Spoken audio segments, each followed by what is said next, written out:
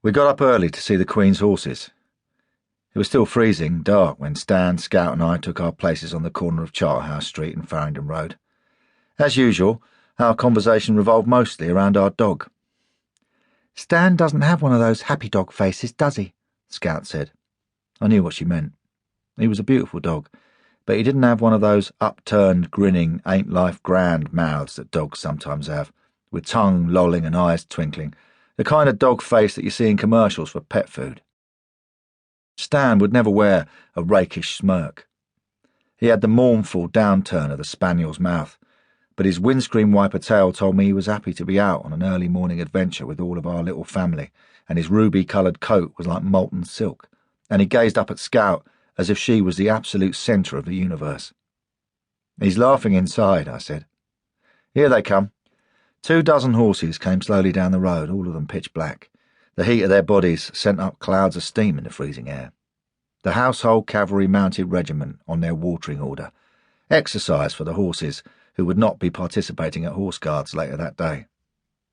In some ways, I thought this was more magnificent. No gilt and gold and swords and plumes, just mounted soldiers in khaki fleeces, but the sight of them on these city streets seemed to touch the day with magic. Stan strained at his lead in an attempt to go with them. When Scout restrained him, he looked up at her, with eyes as huge as black marbles in his little head. "Oh, come on," he seemed to say.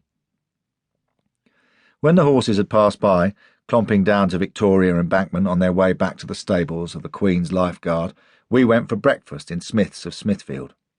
Stan greeted familiar faces. Our dog was very people-orientated. When the first wild dogs were tentatively approaching the campfires of man 10,000 years ago, the start of the greatest alliance between two species in nature, man's food and shelter fair exchange for the affection and protection of the dogs, there's no doubt that Stan's ancestors were right at the front of the queue, licking hands and wagging tails and rolling their huge eyes. Through the massive windows, we could see the meat porters of Smithfield finishing their long night shifts. "Did they find Bradley yet?" Scout said. "What?" "Did they find Bradley yet? Did they bring him back?" "How do you know about Bradley, Angel?" "I saw him on the news. The lady was talking." "Angel, you know you're not meant to watch the news." It had been one of her mother's rules, and we tried our best to stick by all the old rules. There are things on the news that are not suitable for children your age. "I know. I was watching kids' TV and then the news came on, and Mrs. Murphy turned it over quickly to the cookery show, but Bradley was the first thing on the news, and I wondered if they got him back yet."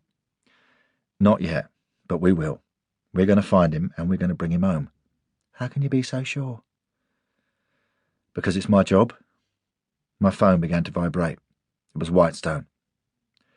"We need you at the Inn West," she said. "There's a problem with the bodies." "These are not gunshot wounds," said Elsa Olsen, forensic pathologist. "The entry wounds you saw on the victims, and that you understandably took for GSWs, are in fact circular fractures. Circular fractures of the skull in the case of 3 of the victims, and circular fracture of both eye sockets in the other. The manner of death was murder, but it wasn't a gun that killed them. It was blunt force trauma." Wren had met our little family at the door of the Ian West Forensic Suite at the Westminster Public Mortuary on Horseferry Road, and immediately whisked Scout and Stan off for fun and games at 27 Savile Row. Scout liked Wren, and of course Stan liked everybody. Now DCI Whitestone, DI Gain and me were deep inside the Ian West, looking lovely in our blue scrubs and hairnets, not quite freezing but shivering in a room where the temperature was always just above 0. The Wood family lay in a neat row on their stainless steel slabs. Elsa Olsen moved slowly between them as she spoke. You could see where Elsa had opened the bodies up for examination and then stitched them back up. On each of the 4 bodies there was a Y-shaped incision, starting at the top of each shoulder, where Elsa had gone in with her rib-cutter shears. Like many pathologists, she favoured ordinary gardening pruning shears to examine the internal organs.